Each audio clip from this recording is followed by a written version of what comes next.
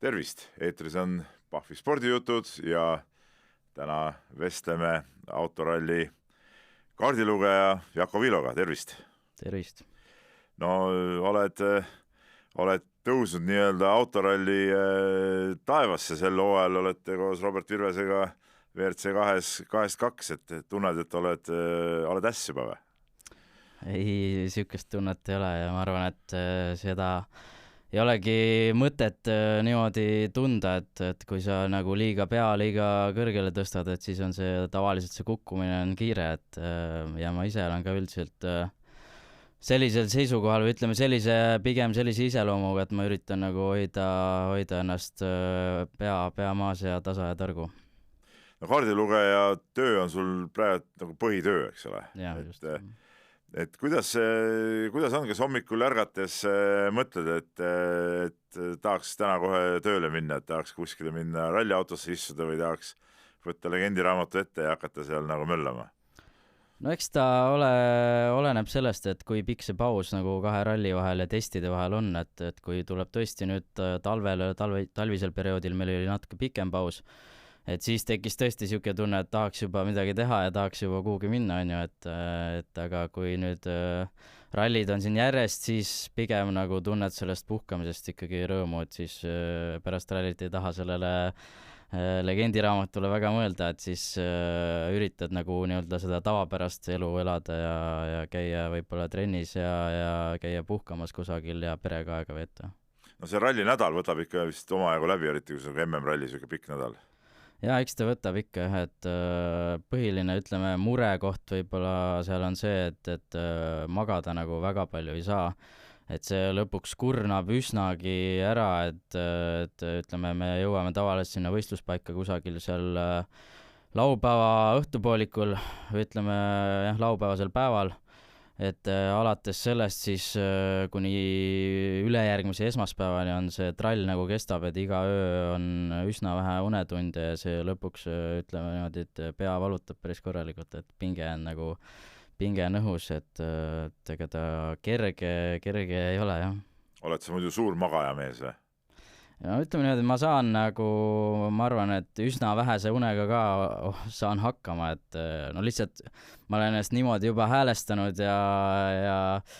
ütleme valmis pannud, et muud varianti lihtsalt ei ole, et ma pean hakkama saama, vahet pole, kui palju mul neid unetunde siis on, kas on neid 3 või 4 või 5, et kuidagi tuleb nagu ennast joone peal hoida, et lihtsalt muud varianti pole. Aga kuidas sulle tundub, vahest MM-rallidel eriti need päevad on nagu kuidagi nagu tarbetud pikaks venitatud ka, näiteks siin samas viimasel ralli Kreekas oli ka see laupäevane päev, oli mingi ülipikk, mingid suht palju tühja ülesõitu ja sellist väsitavat, et saaks seda, no nüüd Rally Estonia on nagu hea näide võib-olla, kus saab nagu teistmoodi natuke teha, aga on need päevad on nagu liiga pikad nagu? Ja on küll tihti jah, et nüüd nagu sa ütlesid, et Kreekas oli laupäevane päev, et me enne viimast laupäevast katset pidime siis tund aega, ütleme, sõitsime sinna katse lähedal ära ja lisaks siis meile nii-öelda veel vaba aega tund aega, et ma ei saanudki aru, et miks see niimoodi oli tehtud, aga tihtilugu jah, et eriti ütleme nendes lõunapoolsetes rallides, et on see nagu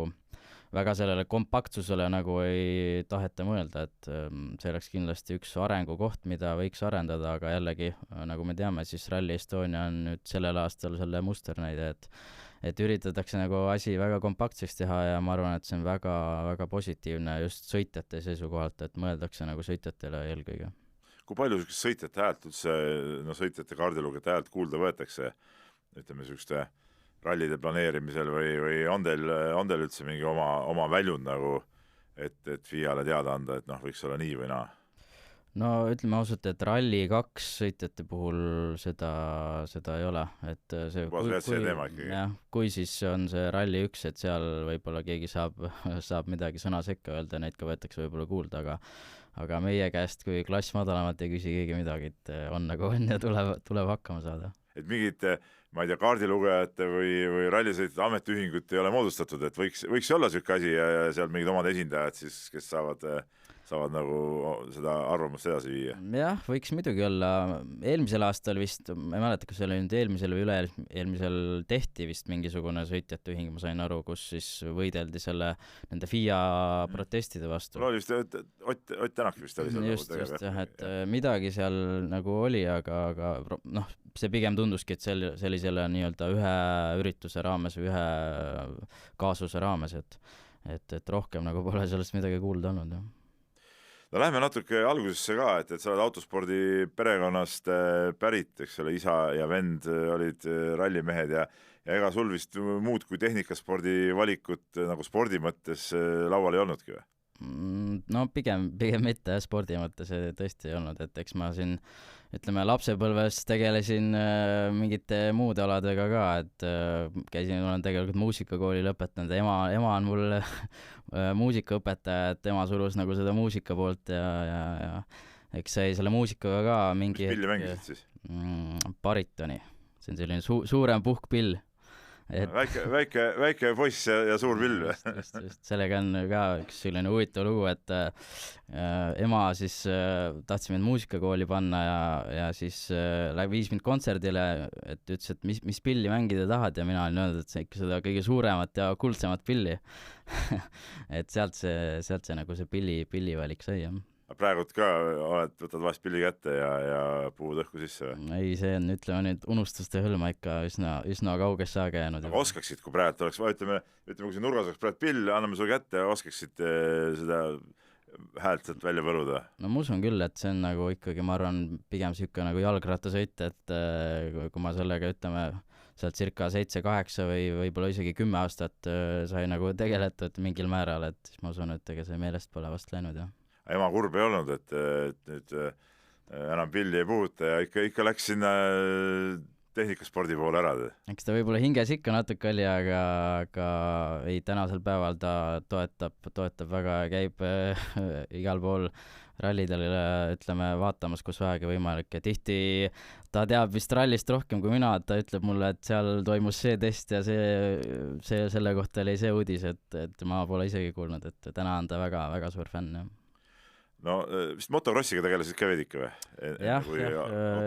ma sain, ütleme, esimese mootorratta sain vist 8-aastaselt ja ma tegelesin sellega äkki kuni ma sain vist 15, siis mul oli üks kukkumine, tekkis põlvevigastus, ma läksin põlveoperatsioonile, ütleme, sellega see motokrossi karjäär nagu lõppes. Ütleme, autos on natuke kindlam istuda, et midagi on ikka ümber, eks ole, et motikaga seal kihutada on hullem või? Jah, eks ta grammi võrra võib-olla on justkui, eks see on ka võib-olla selline endale illusiooni loomine, et eks me teame ju autospordis on ka väga tõsiseid õnnetusi juhtunud ja paraku nagu igal aastal tuleb neid ikkagi ette, et see on võib-olla jah selline, et vaatad, et kest on ümber, aga ega tegelikult reaalselt ju kas see midagi aitab, seda ei tea. Siuke tunnetuse küsimus, eks ole. Et motikas on üldse tead nagu ohtlik riist. Sõidad vahest motikaga praegu ka veel või? Ei ole praegu ette tulnud enam nüüd tükil ajal, et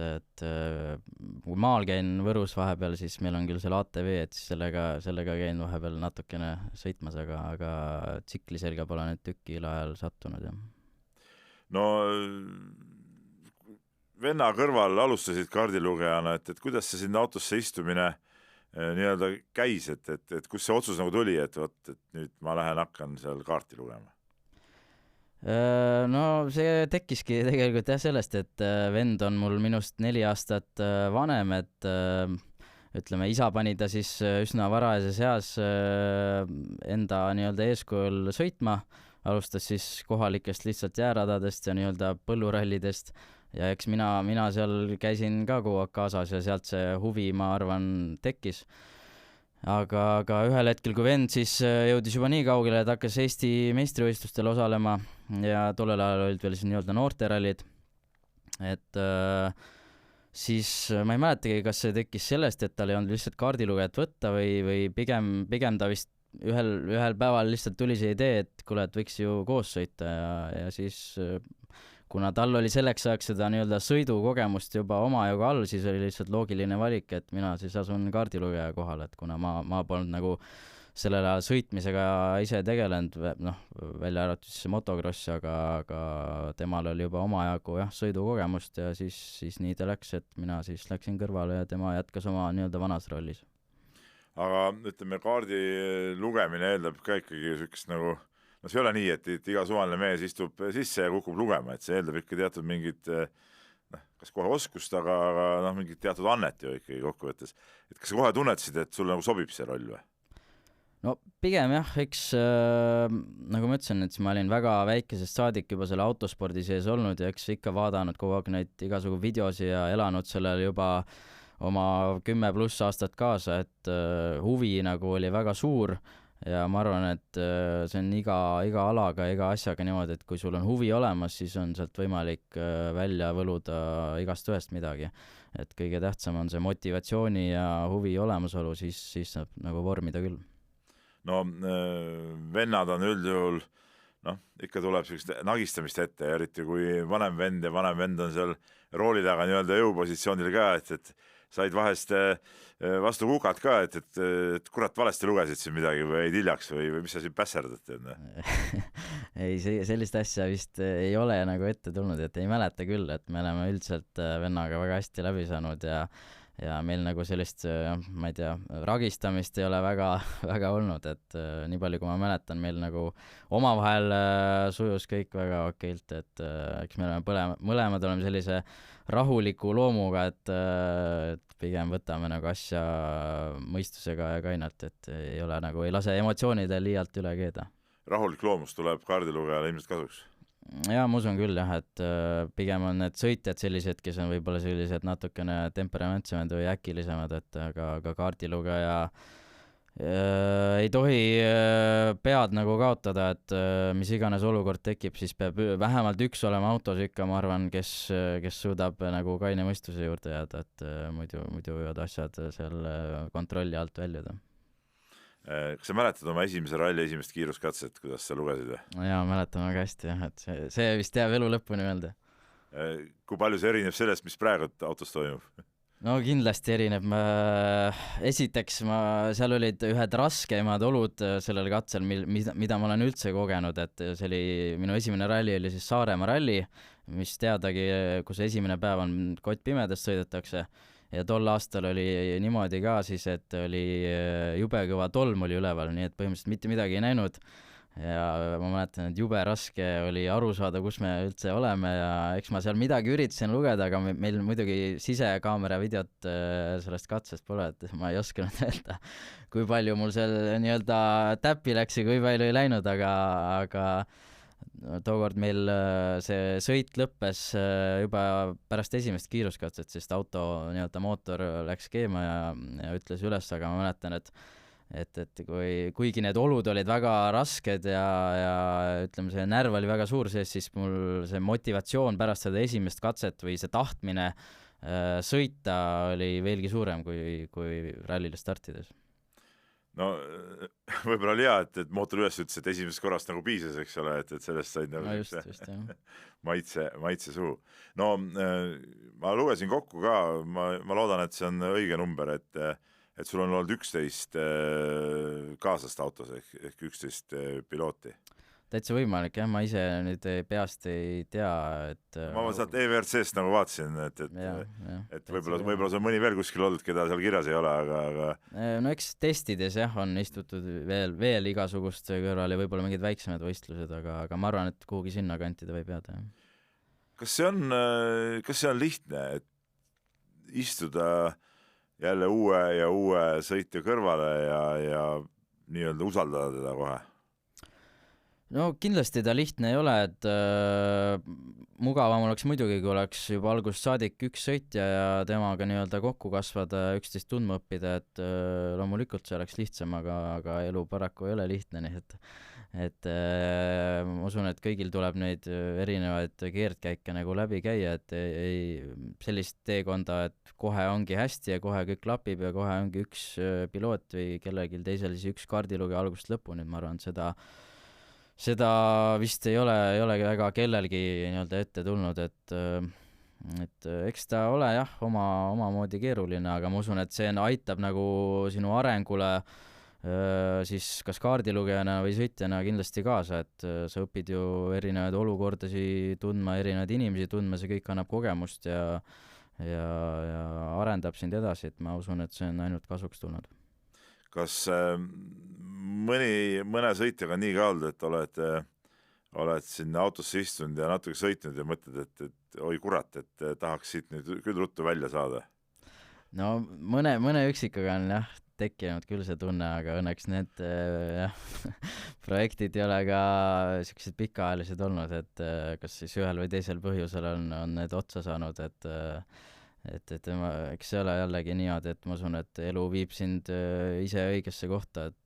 kui mingi asi saab otsa, siis ju see polnudki sinu jaoks mõeldud. Aga kas sellises olukorras kaardilugejana sul on mõni hoob või võimalus nagu ütelda ka, et kuule, et võta nüüd siin rahulikumalt või kuule, sa rabistad liiga palju või saad sa midagi ütelda või see on päris tunnetuslik ka, et võib-olla siuke ütleme veel rohkem närvi ajada seda teist meest. No just jah, et eks sa pead tundma võib-olla natukene seda inimest, et milline ta oma loomuselt on ja mis talle võib-olla mõjub ja mida ta tahab kuulda, mida ta ei taha kuulda, et eks seda võib-olla pigem saad kasutada selliste sõitjatega, kes on sellised noored ja rohelised, et kui sa tunned, et sinu nii-öelda kogemuste pagas on tema omast siis üle, et sul on midagi talle nii-öelda õpetada ja anda, et siis ma usun, et see tuleb kasuks, aga kui sa istud jah, mõne juba kogenuma sõitja kõrvale, eks siis on see selline võib-olla kokkuleppe küsimus, et kui te lepite eelnevad kokku, et võib-olla keegi tahab kuulda, et kui sa näed kõrvalt, et sa pingutad üle, et siis kuule ütle mulle, et võta nii-öelda rahulikumalt, aga pigem nagu jah, kogenud sõitjatega pole seda vaja, et eks nad on ise piisavalt targad, et tunnetavad ise ära, kuidas neil see tempo ja sõit on. No igaüks, kes ka tavalises autos on kõrval istunud, teab, et kõrval istudes tunduvad mingid olukorrad alati hullemad ja kiirused suuremad kui ise roolis olles, et kui palju sa niisugust lihtsalt hirmufaktorit ka tunned seal kõrvalistmel või kui palju sa jõuad üldse nagu niisugust välja jälgida, et niisugust asja võiks peale tulla? No ütleme nii, et eks see ongi, mida kogenum sõitja, seda vähem seda hirmu tunnetust ongi, et üldiselt jah, ma ei ole nagu seda praktiliselt üldse tundnud, et kui siis jah, mõne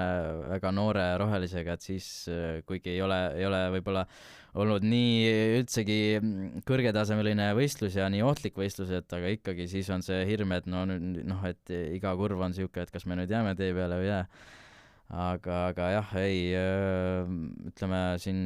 viimastel aastatel, kui ma olen sõitnud selliste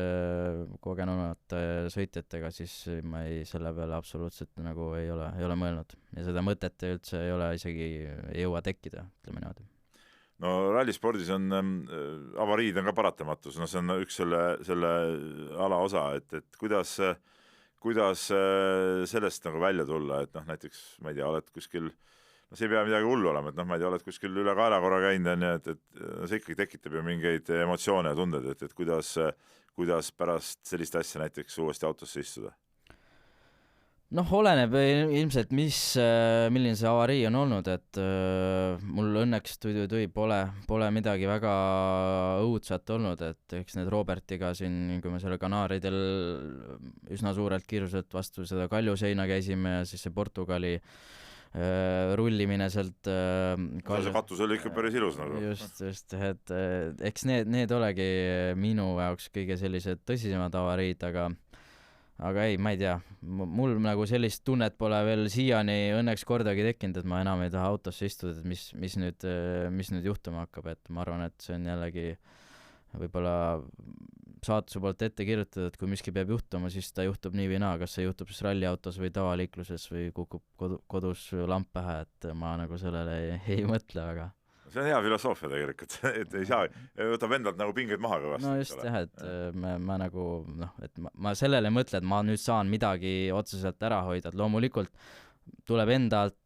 poolt anda kõik, nii sõitja kui kaardilugija kui tiimi poolt, et kõik sujuks ja midagi juhtuks, aga ma arvan, et jah, et kui midagi juhtub, ju siis pidi juhtuma. kaardilugeja vaatest, kui palju sina määrad või mõjutad seda, kuidas legendi enne rallit koostatakse? No praktiliselt null, et See on ikka see on sõitja teema. ikkagi sõitja teema puhtalt jah, et kui ongi jah, nagu ma enne mainisin, et mõni noorem ja rohelisem, et siis saad seal nõu anda või võib-olla koos rohkem seda legendi koostada, aga ikkagi mida rohkem sõitja edasi areneb, seda rohkem tal kujuneb ka oma legendi nii-öelda süsteem ja see on ikkagi, ütleme, sellisel tasemel, nagu kui sa sõidad juba MM-ralli, siis see on puhtalt sõitja teema, et võib-olla videot vaadates ma üritan alati ise ka veel vaadata videot üksinda läbi siis enne, kui me katsetele läheme, et kui ma leian sealt mõne koha, mis mulle tundub, et see nüüd ei ole ikkagi päris see, mis seal kirjas on, et siis ma sõitjale jah, sellest märku annan ja siis me arutame selle koha läbi, aga üldiselt jah, muidu on see puhtalt ikkagi sõitja asi, mis ta sinna kirja paneb. Kui palju sa nende erinevate, nüüd nagu Robertiga te olete nagu tipptasemel, eks ole, aga enne seda olid ikkagi sellised Eesti tasemel sõitjad, kui palju selliseid erinevaid legendi koostamise stiile sa seal kogesid või on see ikkagi suhteliselt selline sarnane tegevus? No ikka on erinevad, et ma arvan, et mingi neli erinevat süsteemi ma olen nagu oma nii-öelda sõitjatega kogenud, et aga ütleme, Robertil on jah, väga sarnane legend Otile, et ja ma tean, et väga mitmed Eesti sõitjad kasutavad veel seda süsteemi, aga kui ma Egoniga sõitsin, siis Egonil oli natukene teistsugune legendi koostamise süsteem ja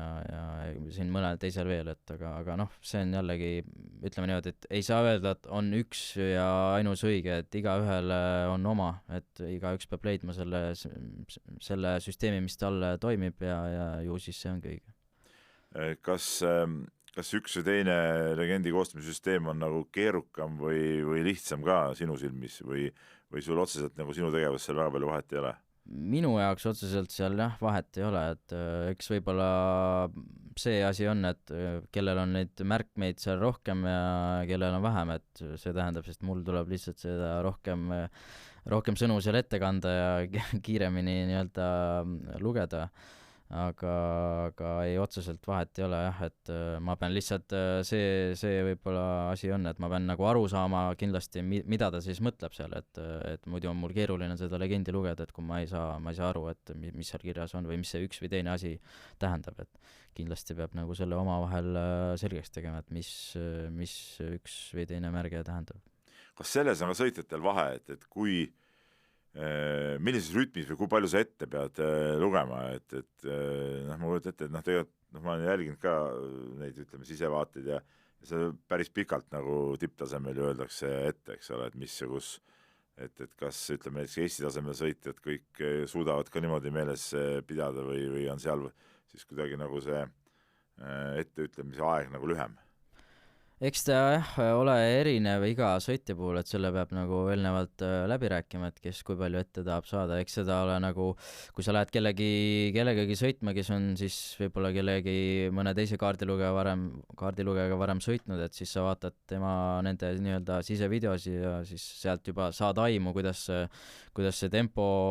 on ja kui palju ette see sõitja tahab. Aga üldiselt ma ütleks, et pigem mulle tundub, et Eesti sõitjad tahavad nagu seda infot vähem ette saada kui välismaa sõitjad, et ma olen ise ka siin vaadanud vahepeal neid WRC onboard'e ja tõesti võib-olla seal mõnel inglasel tundub nagu, et üsna palju loetakse seda infot ette, et aga noh, see on jällegi niimoodi, et kõik on puhtalt siuke tunnetuse teema, et kui keegi tunneb, et talle sobib nii paremini, siis on õige nii. Aga pikemalt ette lugemine on kaardilugejal ka keerulisem, et positsioneerida ennast siis sellest distantsil ka nagu või? Eks ta jah, grammi võrra on, aga sa harjud sellega, ma arvan, üsna kiiresti ära, et läheb natuke lihtsalt aega aga inimene üldiselt harjub kõigega. No kui palju tuleb siukseid olukordi ette, kus sul läheb kiiruskatse ajal järg käest ära? No õnneks ei ole vist eriti tekkinud, et mul on paar korda on juhtunud küll seda, et mul on jäänud leht nii-öelda kinni et ma ei saa lehte keerata, seda on mul juhtunud. Aga selle nii-öelda vältimiseks ma arvan, et ma olen võib-olla ainuke, kes seda teeb. Ma ei ole näinud, et keegi teine seda teeks. Mina voldin alati enne igat katset, ma voldin kõik selle katse nii-öelda lehekülje nurgad voldin nagu erinevalt ära, et mul oleks siis alati see kindlus, et ma saan selle lehe sealt kätte. Sest et võib ma räägin, mul on juhtunud paar korda, et ma ei ole seda lehte saanud keerata, sest lehed on nii omavahel kuidagi kokku kleepunud. Et need on nagu asjad, mis mul on juhtunud, aga jah, muus osas on üldiselt nagu sujunud. Kus on sinul kui kaardilugejal raskem kaarti lugeda, kas siuksel Eesti-Soome siuksed hästi kiired teed või siuke, ma ei tea, Kreeka, Portugal, ütleme, kus võib-olla, ma ei tea, Sardiinia, kus on siukest nagu nökerdamist nagu rohkem? Pigem kruusarallidel ei ole väga suurt vahet, et kui nii-öelda legend on selge, loogiline, arusaadav, siis ei ole väga vahet, kas sa sõidad Soomes või Eestis või Kreekas või Sardiinias, et pigem on keerulisemad need asfaldirallid, kuna seal on see tempo on nii-öelda selle võrra kõrgem, et see pidamine on nii hea ja asjad juhtuvad kiiremini, ja tihti on seal asfaldirallidel väga palju infot ka kurvide kohta,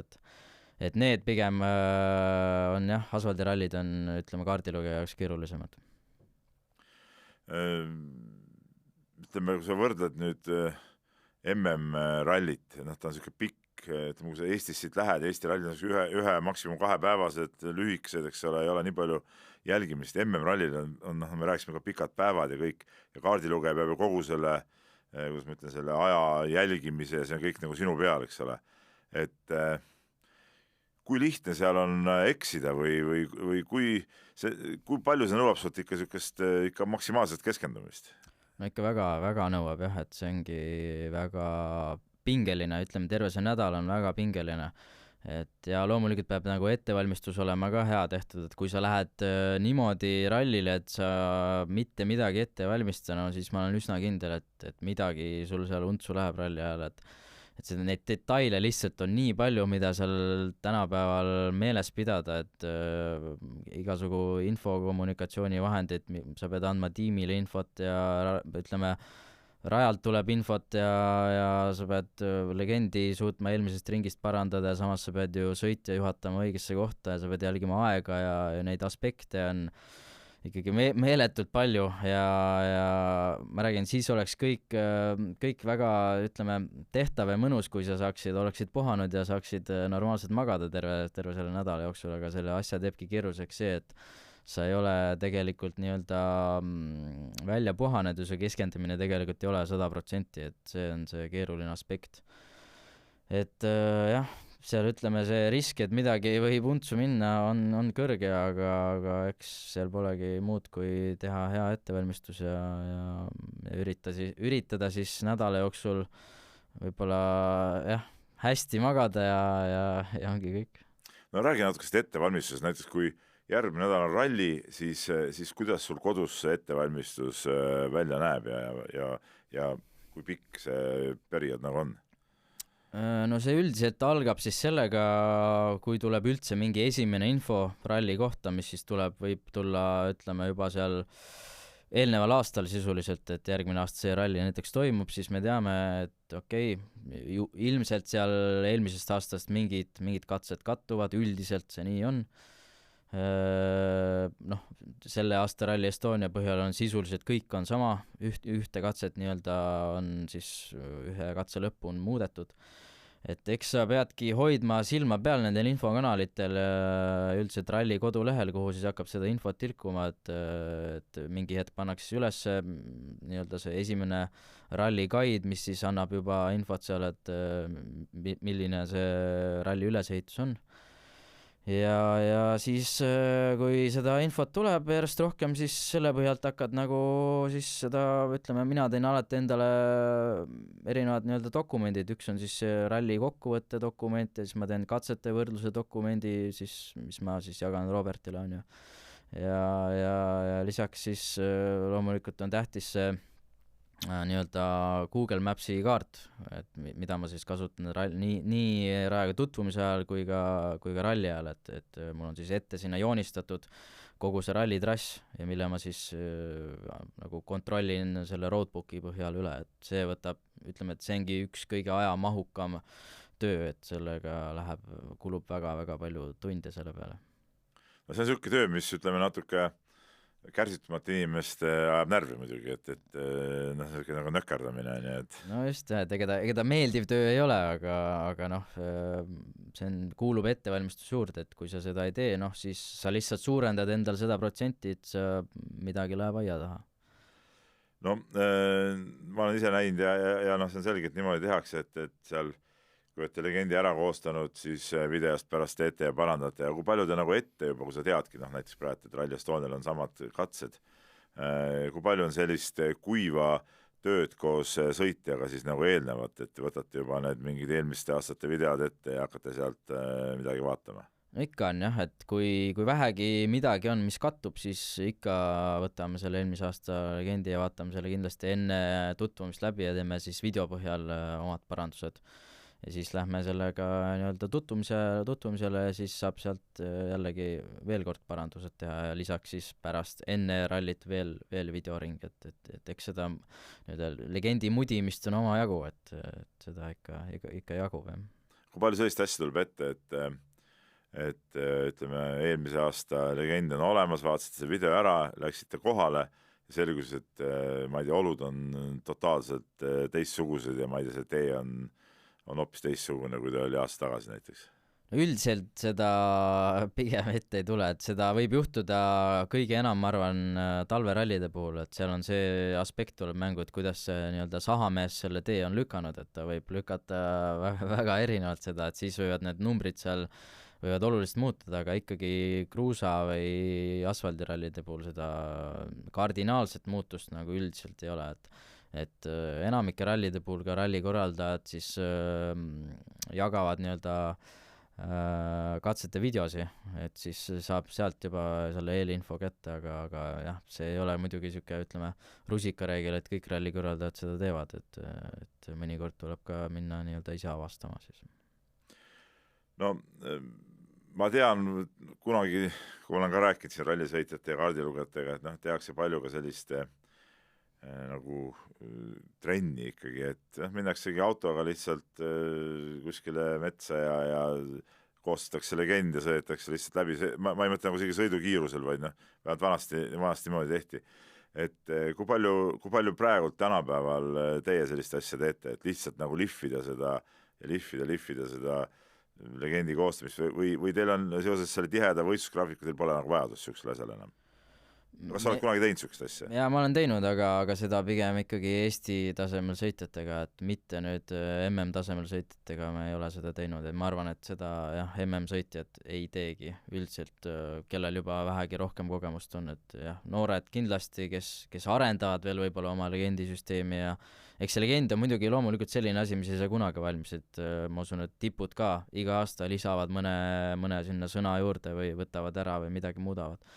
Et selles suhtes seda saab jah, arendada lõpmatuseni aga jah, ei, täna ma arvan, et MM-sarjas osalevad sõitjad seda nii-öelda väga kuiva trenni siis metsas ei tee. Kas sellist asja ka näiteks praegu Robertiga MM-il sõites ette tuleb vahest, et noh, sul on nüüd nagu ju piisavalt kogemust, eks ole, endale ka niisugusel tasemel, et kui te koostate legendi, noh näiteks Robert ütleb seal, et noh, mingi kurvi kohta nii on ja sa vaatad, sa näed ju ka, mõtled, et pagan praegu, see ei ole võib-olla õige, kas sa siis talle saad seda ütelda sel hetkel või siis pärast hiljem, kui te videot vaatate, siis sa ütled oma mingi kommentaari sinna juurde või sa üldse ei sekku sellesse? Ei, legendi kirjutamise ajal jah, ma midagi ei ütle, sest et seal on üldiselt tempo on seal ka ikkagi üleval, et meie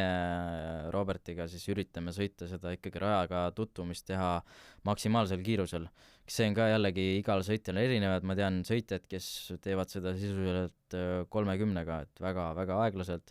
et siis võib-olla jääb teil selle aega arutada ja mõelda selle üle, aga ei, meie teeme jah seda, üritame sõita maksimaalse kiirusega, et saada siis seda. Kuigi seal on ju, ma segan vahele, sorry, seal on ikkagi ju teatud kiiruspiirangud on, mis see maksimaalne kiirus ei ole ju, et kui praegu mõni inimene kuulab, ei mõtle, et seal, ma ei tea, 160-ga sõidate seda, et see ei ole nagu võimalik. Üldiselt on see, kõikidel rallidel on see 80, mõne rallil on, ütleme Rootsis on isegi 70 olnud. Et 80 on jah maksimaalne kiirus ja lisaks sa pead siis loomulikult jälgima neid liiklusmärke, mis üleval on, kui kusagil küla sees on 30, siis pead 30-ga sõitma. Aga jah, et üldiselt tuleb nagu neid reegleid järgida ja nii ta on. Ja see tempo siis on seal päris kõrge nagu, et tema ütleb, sa kirjutad selle kiiruse peal sõites, seal ei jõua nagu midagi. Ja ei, ma nagu vahele ei sega jah, et muidu läheb nagu see rütm läheb, ütleme, sassi ka legendi kirjutusme ajal, et ma isegi kui ma seal võib-olla, üldiselt ma ei jõua üldse legendi kirjutamise ajal aknast välja vaadata, et mul terve see katse on pea maas ja ma ainult kirjutan, et kuna see tempo on jah kõrge ja oleneb ka rallist, nagu nüüdseks nüüd Kreeka oli, et siis raputab ka päris omajagu, ei sa üldse oled seal kõvasti ametis, et üldse sinna lehele midagi kirja saada, sest et see on väga keeruline on kirjutada. Et jah, ei, vahele segamist ei ole, et nagu ma enne ka ütlesin, et siis pigem, kui ma vaatan õhtul seda videot, siis ma võib-olla, kui ma leian sealt midagi, mis minu jaoks nagu üldse ei klapi, siis ma ütlen, aga pigem ei, ma ei sekku, jah. Aga sa ütled, et ei jõua isegi välja vaadata, et kas sul hiljem, ütleme, pärast nagu võistluskiiruse sõitmisel positsioneerimiseks ei ole vaja nagu seda, et sa oled legendi koostamise ajal ka nagu õue natuke näinud või mingid mälupildid mingitest kohtadest jäävad ette, seda ei ole vaja. Ta oleks ikka jah, hea, loomulikult see tuleb kasuks, selleks ma seda, ütleme, üksinda video vaatamist teengi, et ma saan siis endale nii-öelda selle legendi ja selle videopildi saan, ütleme, või selle mälupildi saan siis kokku viia,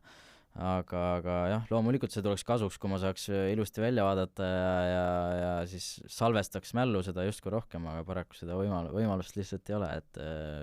seda infot üldiselt, mis legendi tuleb kirja panna, tuleb lihtsalt nii palju peale, et sul ei jää aega välja vaatamiseks.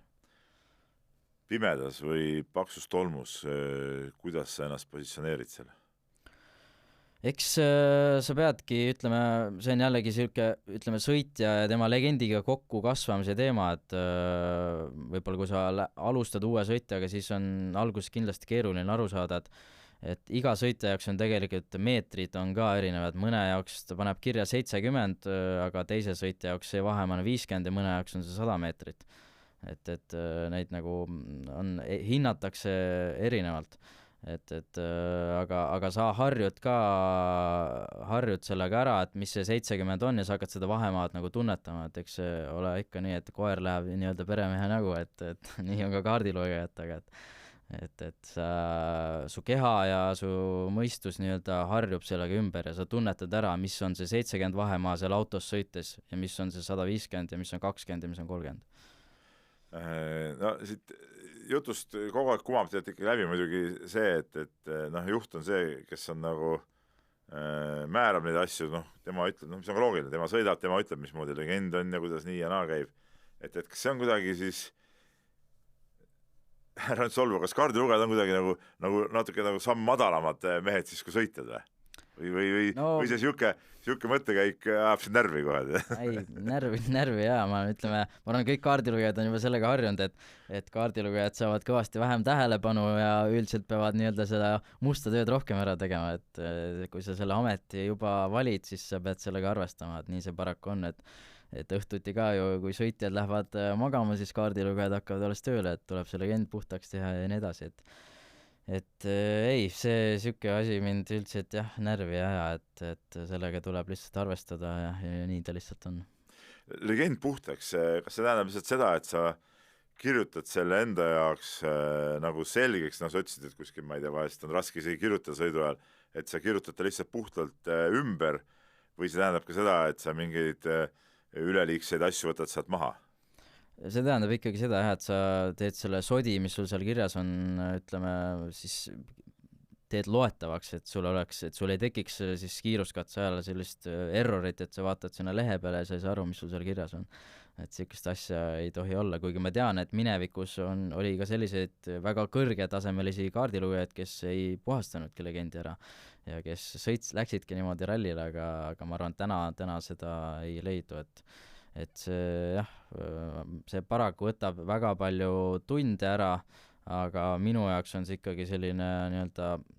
must have või must be asi, et ma ei lähe enne ikkagi, kindlasti ma katsele ei lähe, kui see tehtud ei ole, et enne ma siis magan vähem, aga ma tahan, et see, ütleme, vihik oleks ikkagi korras. No ütleme, kui me oleme siin mitu korda jõudnud selleni, et vähe saab magada, eks ole, aga kui ongi siuke rallipäev, ma mäletan Kreekas näiteks seal esimesel päeva eel käisime teiega seal intervjuud tegemas, te seal hotelli õues seal tegite, vaatasite oma videot, see oli juba ka suht õhtune aeg minu arust. Et kui te seal lõpetasite ära, sa läksid tuppa, hakkasid nii-öelda neid asju veel puhastama ja sättima, et noh, mis kellane siis tavaliselt läheb see siuke töö? No oleneb rallist, et kui on, ütleme, täitsa uus ralli ja võib-olla meie jaoks on täna ikkagi keerulisemad veel need asfaldirallid, et seal on seda legendi sättimist on nii-öelda rohkem, et need numbrite muutusi on rohkem nii siis rekke ajal kui ka pärast videosid vaadates, et seal võib niimoodi olla, et ühe lehe peal on õhtu lõpuks on kõik numbrid ümber muudetud ja siis võtab see üsna kaua aega, et see seal loetavaks teha, et aga kui on nagu juba tuttavamad rallid, kus on legendi eelmisel aastal kirjutatud, siis õnneks neid muudatusi on üsna vähe, et see täitsa oleneb rallist jah, et mõni ralli läheb väga kaua aega, mõni ralli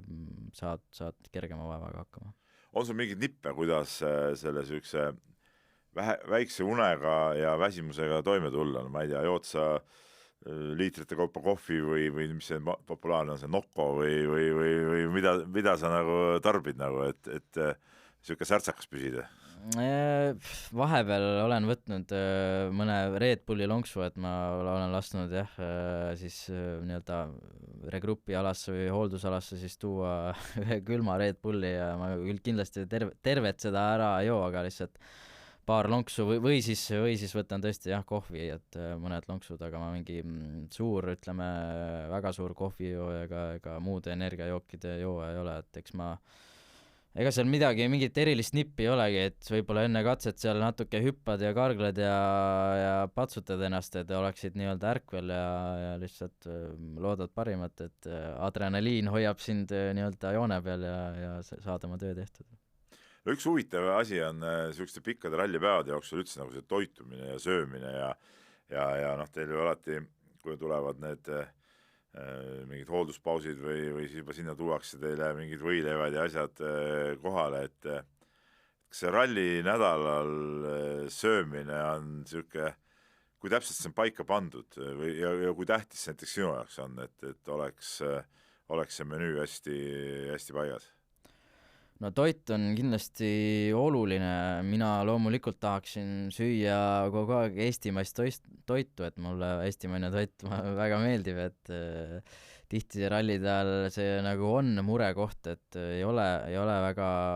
head toitu või siis sellist toitu, millega sa oled harjunud, aga jällegi, ega sul seal väga varianti ei ole, sa pead kuidagi ju midagi pead sa tarbima ja pead hakkama saama, et aga ei, meile selles mõttes otseselt ette kirjutatud ei ole, mida me sööma peame, et ma arvan, et võib-olla see ralli üks tiimidel, ma tean, et vahepeal vähemalt on seal toitumisnõustajad olnud, aga kui iseasi, kui palju need sõitjad ka seda jälgivad, et tihti need sõitjate soovid ja toitumisnõustaja soovitused lähevad väga, väga üksteisest mööda. Üldiselt toitumisnõustajad soovitavad kehvasid asju, maitsetuid ja mitte mõnusaid. Seda me teame kõik. No päris nii vist ka ei ole, või on vahest ette tulnud, et ma ei tea, mingi pikk ülesõit ja vaatad, aega on tankla tee ääres, et ma ei tea, läheks võtaks ühe jäätise või ühe Coca-Cola või? Kusjuures Eesti rallidel ma olen paar korda seda teinud, aga ei MM-rallidel seni ei ole ette tulnud, et ütleme nii, et see MM-rallil, tegelikult ka Eesti ralli, sa ei tohi absoluutselt ka ülesõitudel oma nii-öelda trassist kõrvale kalduda, et see võib tähendada võistluselt diskvalifitseerimist. Et kuhugi ekstra nii-öelda põiget teha ei tohi, et kui siis jätad selle trassi äärde selle auto seisma ja siis lähed hüppad sealt võib-olla poest läbi, aga jah, autoga sa kuhugi kõrvale põigata ei tohi. No tänavu te jahite Robertiga WRC2 tiitlit, no see on nagu selge, teil on 2 punktirallit tehtud, mõlemad on võidetud, olete suures mängus. Kas see hooaeg, et te olete suure tulemuse jahil, on kogu see töö ja tegevus on kuidagi teistsugune kui näiteks mullu? Ma ütleks, et sisult ta ei ole teistsugune, et mis on kindlasti erinev, on see, et me oleme rohkem kogenenumad ja me võib-olla teame lihtsalt rohkem, kuidas asju paremini teha. Et aga ei, ma arvan, et me läksime ka juba eelmisel aastal kindlasti ju endast parimat andma ja maksimaalselt headele tulemustele sõitma, et lihtsalt kuna MM-rallid on sellised, mis nõuavad väga palju kogemust ja eelmisel aastal meil seda kogemust veel nii palju ei olnud, siis ka ei õnnestunud see hooaja algus nii hästi, et ma olen pigem seda meelt, et tuleb lihtsalt, sa pead mingi aeg seda nii-öelda kooliraha maksma ja kui see on mingil hetkel nii-öelda tehtud või mingis järgus, siis tulevad ka need head tulemused, et ma usun, et eks me saime eelmine aasta võib-olla seda kooliraha ka piisavalt makstud. Et see kõik on tasutud, nüüd tuleb nagu no tahaks loota, aga kindlasti see ei ole nüüd kindlasti, ma ei arva seda, et nüüd ongi ainult tõusvas joones ja nüüd ainult võidud või poodiumid tulevadki, et kindlasti tuleb ette ka jälle mõõnaperioode. Seda on ka ju näha, ütleme, WRC1 klassis, et tõusud ja mõõnad käivad käsikäes, et on paremaid ja halvemaid aegu. Kui palju sa tunnetad seal MM-rallil niisugust konkurentsimomenti konkurentidega suheldes, et noh, teadupärast ju kõik rallimehed enne kiiruskatset ju ka ühes kohas jäävad seal seisma, siis seal natuke sehkendatakse, eks ole, natuke suheldakse, et kas nüüd olukorras, kus te olete tiitlimängus, on kuidagi see suhtlus muutunud või on see kuidagi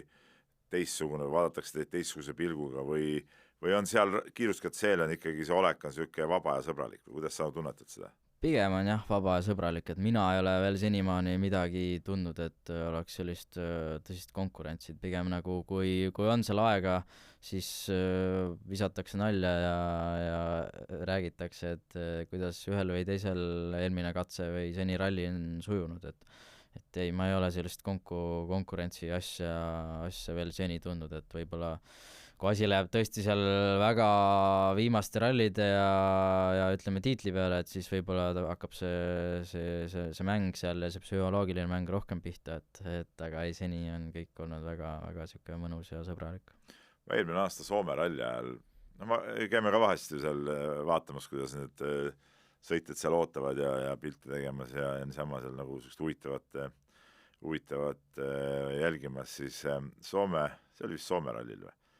või võib-olla ma olen sassi, võib-olla see või muu ralli ka, aga igatahes oli ralli, kus Elfyn Evans ja Sébastien Ogier võitlesid suht nippa-nappa, eks ole, ja siis oli neil oli telefon ees ja siis Ogier umbes õpetas Evansit, et võt siit peaks nii sõitma, naa sõitma, ise mõtlesin, et pagan, et kõva konkurent, et ma ei tea, et äkki meelega õpetab valesti, et kuidas seda aeglasemalt läheks. No. Et kas see on nagu psühholoogiline rünnak või see ongi niisugune sõbralikust? Eks see võib olla üht või teistpidi, et ütleme, Ogier on, ma arvan, teada-tuntud kõige kõvem selline psühholoogiamees, et ma usun, et õigel hetkel oskab ta õigetele nuppudele selles osas vajutada, et seda on nüüd raske hinnata, et kas ta nüüd siis päriselt seal õpetab või ajab mingit pada, et eks see, ma arvan, sõltub väga tugevalt konkreetsest olukorrast. Aga kui palju kaardilugejad omavahel arutavad näiteks mingeid olukordi, ütleme, kui te olete Mikkelseniga näiteks olite viimane ralli ühes tiimis, eks ole, sina ja kahjuks praetakse Mikkelseni kaardilugeja nimi meelest ära, aga et kui palju sa temaga näiteks nagu räägid või arutad midagi? no mingeid asju ikka arutame, aga pigem ma arvan vähesel määral, et jah, küsime üle, kui meil on üldse, et need küsimused tekivad mingite ralli korralduslike asjade poolelt, et kui mingi asi on kas siis ma ei tea, korraldaja juhendis või mis iganes muus dokumendis on ebaselge, et siis me nagu omavahel suhtleme, et kuidas sa sellest asjast aru said ja jagame nagu rohkem sellist infot, et kaardilugejate vahel on ka üldiselt läbisaamine on väga okei ja sellist konkurentsi nagu ma ei tunneta, et alati kui miskit on sellist küsida, siis kõik aitavad ja pole mingit sellist asja, et ma sulle ei jaga, et sa oled mu konkurent. Aga see kiiruskatse ootamine seal, kui need autod on seal kõik rivis, seal igaüks teeb mingit oma rutiini. Kui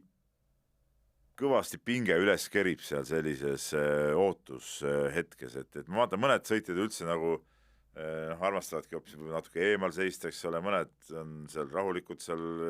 üksteise sabas, et kuidas see selline kiiruskatseks valmistumine käib? Ega seal midagi erilist polegi, et lihtsalt vaatad, palju sul oma kella pealt, palju sul aega on jäänud ja annad sõitjale ka teada, et mis kell me seal ajakontrollpunktis peame olema ja üldiselt sealt on siis 3 minutit stardini ja ega see väga pikk aeg pole, et vaatad veel, loomulikult vaatame enne veel viimase minutini vaatad seda telefoni, et võib-olla sealt tuleb mingit infot, et kellel midagi katsel juhtunud on või kuidas seal katse nagu sujub, et aga ei, ma ei tea, mul mingit erilist rituaali või midagi sellist ei ole, et lihtsalt ootad rahulikult oma starti ja kui kell kukub, siis on minek ja tuleb. Rahulikult, see kõlab küll kahtlaselt, kas tõesti pulss ei hakka üles kerima seal selle aja lähenedes või? Ei, pigem ei hakka, et seda on juba nii palju tehtud, et kindlasti seda ütleme, oli rohkem nende esimeste rallide ajal, kui üldse hakkasid selle alaga tegelema, et siis kindlasti see kerib üles, aga mida rohkem sõidad, seda rutiinsemaks see nii-öelda muutub, et alati see ralli, ütleme, esimene katse võib-olla on natukene selline võib-olla grammi võrra nagu kontrollid asju üle rohkem ja sõitja on ka veel natukene sellisem rohkem, võib-olla natuke rohkem närvis, aga kui juba see esimene katse tehtud saab, siis on nagu üldiselt on pinge maas ja siis läheb kõik nagu vanaviisi edasi. On sul aimu, mis su pulss on kiiruskatse ajal või? ei ole pulss, no sul on need muud kellad peavad olema käe peal, et sa pulsikella ei saa panna ilmselt. Ei ole jah kasutanud, aga osad sõitjad jah, kasutavad seda, et aga ma ei oska, endale ma ei ole kunagi mõtnud, et ma ei oska öelda, jah.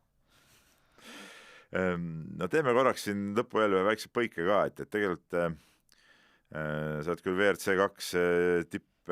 tippkaardilugeja, aga sa oled isegi sel looajal minu teada käinud Hyundai tiimis ilmamehe tööd ka tegemas. Et kas ei ole nagu imelik selline tunne, et noh, tavaliselt nagu ise sõidad ja siis korraga oled järsku mingis teenindavas rollis? Ei, imelik tunne ei ole, ma arvan, see on jällegi, annab mulle kui kaardilugejale ka miskit juurde, kas või selles osas, et kui me ise sellel rallil Robertiga ei sõida, siis ma näen ikkagi, ma käin nendel katsetel ja ma näen neid katseid ja ma ikkagi mingid kohad, kui me peaks järgmine aasta sinna sõitma minema, siis mingid kohad on mulle tuttavad ja kas või service parki tihti on ju aastaid on sama koha peal, et juba see on mulle tuttav ja see annab ikkagi mulle järgmisel aastal jällegi eelise, ma tunnen ennast selles riigis, nendes oludes, selles konkreetses asukohas tunnen juba mugavamalt, asi on tuttavam, et ja ma ei tea, Hyundai, ütleme, senine kogemus mul on väga, väga hea seal, et kõik alati võtavad mind väga hästi seal vastu, kui ma isegi ei ole nüüd enam tükil ajal seda teinud, et ei, see on ainult, ütleme, positiivne. Oled sel loal käinud ju? Jaa, olen käinud 2 rallil, jah. Mis see su roll siis seal täpsemalt on või kuidas see töö välja näeb? No sisuliselt see tähendab seda, et on siis Meteo tiim nii-öelda inglise keeles, kas weather crew või Meteo crew, kes siis üldiselt 5-6 inimest, igal tiimil, M-spordil, ma tean küll, on natukene mõni inimene vähem, aga need inimesed siis saadetakse katsetele ja nad peavad siis jalutama seal oma konkreetse lõigu, ütleme, kilomeeter 2,5 kuni 5,3. Et nemad siis nii-öelda ja need lõigud siis valitakse eelnevalt välja, mis on siis kas keerulisemad või ilmastiku muutudes muutuvad keeruliseks, et need ütleme need lõigud valitakse eelnevalt välja ja siis kui sa seal kõnnid, siis sa pead igast kurvist tegema pildi ja selle üles pildistama ja meil on siis selleks konkreetne nii-öelda äpp välja arendatud, kus on siis ka rajainfo peal, et teed igast kurvist pildi ja siis saadad selle tiimile ja siis sõitjad näevad, millised need rajaolud on. Ja lisaks siis sellele pildistamisele tuleb teha ka nii-öelda ilmaraporteid, ehk siis mõõta õhutemperatuuri, teetemperatuuri, õhuniiskust, tuult nii-öelda vaadata taevasse, kas on sademeid ja kõik sellised nii-öelda vaatlusandmed tuleb edastada. No ütleme, see kurvide pildistamine otseselt nagu ilmamehe tööga nagu kokku ei käi või see on rohkem nagu see nagu asfaldirallil on see eessõitja, eks ole, see läheb nagu ütleme, et see nimetus on jah, võib-olla natuke nagu eksitav tänapäeval, et võib-olla vanasti oli rohkem ta selline ilmameeste töö, aga tegelikult see on jah, ütleme ikkagi rajainfo edastamine. Kui palju enne siis kiiruskatset seal kõndida saad, et teadupärast on ju väga ranged reeglid ka rallis, et millal üldse raja peale pääseb? No üldiselt jällegi oleneb rallist, et mõnel rallil on need turvamehed on väga ranged ja nad tahavad sind kogu aeg sealt katselt eemal hoida, et sa oled ikka nii-öelda pahandada saanud nende käest omajagu, aga sisuliselt ikkagi senikaua, kui siis esimene vilkuriga auto tuleb, et senikaua me võime ikkagi katsel viibida. Et sa pead lihtsalt loomulikult arvestama, et varsti hakkab nagu kiire sõit pihta ja siis nagu tee peal olla ei tohi. Jah, kui sa ütled, pead sa, ma ei tea, sul on 3 kilti näiteks see lõik, sa pead kõndima, eks ole, et kuidas sinna lõigul üldse pääsed ja kuidas sa ära saad, et kas on nii, et sa põhimõtteliselt pead ootama kiiruskatse lõpuni, nagu sa tulema saad lõpuks või? No oleneb kohast, et meil on nii-öelda alati enne siis seda rallit need ilmamehed lähevad ka kas esmaspäeval või ütleme 24 aastal ma tegin siis selles rollis kaasa kõik MM-rallid, et siis meil oli see nii-öelda rajaga tutvumine, selle ilma kohtade rajaga tutvumine veelgi pikem, et vahepeal me läksime seal juba eelmisel laupäeval kohal või pühapäeval ja siis oli seda 3 päeva nii-öelda seda ilmakohtade rajaga justkui tutvumist, et me siis käisime läbi sisuliselt kõik ligipääsuteed, mis üldse sellele katsele viivad. Et kui juhul tuleb nii-öelda mõnelt sõitjalt mingi nii-öelda request, et kuule, et kilomeeter 5,6, seal on mingi kivi, siis me peame minema sinna kohale ja selle nii-öelda kivi üles leidma või vaatama, et mis seal siis täpselt on. Et jah, et see nii-öelda ilmakohtadega tutvumine võtab ka omajagu aega, et see on alati eelnevalt siis juba välja selgitatud, et kuidas sa sinna katsele pääsed, kui palju see aega võtab, kuidas need teeolud sinna katsele pääsemiseks on ja see on nagu jah, jällegi eelnevalt ära tehtud töö juba. No olles ise ka päris palju kiiruskatsel käinud tihtipeale, eriti seal kuskil ütleme siin Eestis ja Soomes ja on see, ei ole nii hull, aga näiteks seal kuskil lõuna pool on väga palju kohti, kus mobiililevi üldse polegi, et mismoodi sul need äpid ja asjad seal siis töötavad või kuidas pilti saadad seal üldse? No ega tihti ongi jah, et ei ole seda levi väga head, aga meil on juba täna on tiimis üsna palju Starlinke, mis on siis need nii-öelda Elon Muski leiutised, et mis siis annavad sulle sisuliselt igal pool, kus vähegi lagedam taevas on, annavad interneti. Et need on muidugi siis autos, et me kaasas neid endaga seal ei kannad, sa siis lähed pildistad oma lõigu ära, lähed oma auto juurde tagasi ja siis saad selle Starlinkiga need pildid ära saata. Või siis üldiselt ikkagi on ta niimoodi, et kui sul on selle 3-kilomeetrine lõik kõndida, siis üldjuhul selle 3 kilomeetri sees ikkagi mingi koht on, kus sul see levi on, et siis seal konkreetses kohas saad need pildid üldiselt ikkagi ära saata. No ütleme, füüsiliselt tuleb see töö vist päris heas vormis, et kõndida on vaja päris palju. Jah, ütleme nii, et ma seal 24 aastal, ma mäletan, ma Kreeka rallil kõndisin ühes päevas äkki 34 või 35 kilomeetrit. See on Kreeka kuumuses? No just jah, et see ikkagi... Kus ellu jäid seal? No näed, täna olen siin, et ellu jäin, et ei see jah, mingite rallidel on kindlasti füüsiliselt üsna kurnav, et aga noh, see käib selle töö juurde. No võtame näiteks mingi Keenia ralli, ma ei tea, ma küll julgeks seal üksi kuskil ringi jalutada, kuidas see nagu üldse, see püssi no kaasas? Keenia ralli on selles mõttes eriline, et see on ainus ralli, kus siis nendele ilmameestele antakse turvamehed kaasa, kellel ongi siis reaalselt püss kaasas. Et see ongi siis kaitseks eelkõige loomade eest. Et kõige ohtlikumad on seal need pühvlid, mis siis võivad pimedas, võivad sind väga rünnata. Et selle jaoks on jah, selle nii-öelda turvamehed kaasas ja siis väga ei tohiks nagu ohtu olla, aga nende pühvlitega on ka see lugu, et kui kuuli neile pähe tulistad, siis nende kolju on nii tugev, et ega see neile Võrkab midagi tagasi ja nad ei saa midagi aru, jah? et ei juhtu midagi. Oled sattunud mingite loomade otsa ka või? Ma nägin ühel aastal Keenia rallil Kobra madu läks üle tee mul, et see oli aga ei, muidu vist väga midagi ei ole, me oleme küll siin Sa kõndisid ja Kobra no jah, sisuliselt jah, ma nägin, et kui ta üle tee sibas, et julge vend ikka. no see on jällegi see, et pole midagi teha, kui sa juba seal oled, siis ega noh, nii-öelda konstanteerid fakti ja lähed kõnnid edasi. Et midagi teha pole, et eks see Keenia kindlasti ongi nagu nende loomade poolest selline kõige võib-olla ohtlikum. Noh, Jaapani rallil meil oli ka siin eelmine aasta juhtum, kus mul kolleeg kohtus karuga, aga õnneks tui mulle ei ole seda ette tulnud, jah. Karu asi lahenes ikka nagu õnnelikult või? No karu lahenes jah, karu asi lahenes õnnelikult, et jäi ellu, et kedagi nahka ei pistetud. No see on tõsine töö. Makstakse vähemalt hästi sükse töö eest või? No ütleme nii, et ega sellest jah, ära ei ela, et see on pigem ikkagi selline võib-olla lisateenus ja eks seda, ma arvan, et kõik, kes seal käivad seda tegemas, teevad ka osaliselt vähemalt seda sellepärast, et kuna see ralli huvi on nagu suur ja eelkõige on see võimalus nagu suurte siis MM-tiimide töös osaleda ja selles rallis kaasa lüüa, et seda ju võimalust väga paljudel just ei avane, et ma arvan, see boonus on eelkõige jah, see tiimi töös osalemine. Konkurents sinna pääsemiseks on siis suur, jah? No jah, üldiselt üldse, ega ju MM-tiimidest on nii-öelda avalikke töökuulutusi eriti üleval ei ole, et üldiselt sinna pääsetakse ikkagi läbi mingite tutvuste, et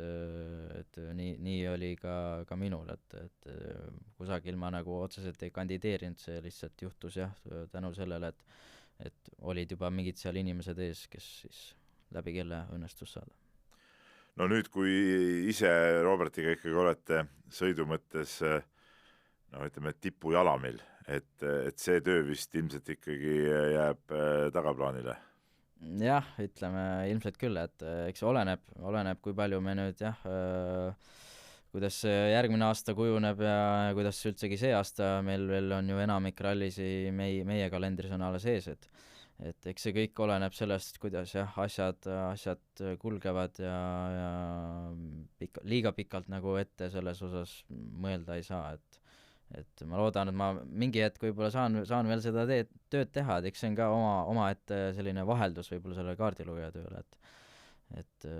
pigem ma loodaks, et sa ei saa seda teha, et sul on, et sa saad olla seal kuskil siukses tiimis autos hoopis, mitte sulle tehakse seda tööd, eks? Ei, seda muidugi jah, see on loomulikult ütleme eesmärk ja unistus number 1, et ikkagi ise saada sõita kõikidel etappidel. Lõpetuseks tahtsingi natuke uurida nüüd see nagu tuleviku perspektiivi, et kuidas sa ise nagu näed, et sa oled praegult ju professionaalne kaardilugeja, eks ole, et sa ju muud tööd ei tee minu teada siin, eks ole. Et sa oled oma tuleviku ikkagi lähiaastate tuleviku sedunud rallisõiduga? No eelduslikult jah, kui kõik sujub, et selline see plaan on, et loodame, et sujub ja läheb hästi ja õnnestub veelgi, ütleme, samm edasi teha ja jõuda siis päris tippu, et see on ütleme juba väikest saadikigi unistus olnud ja õnneks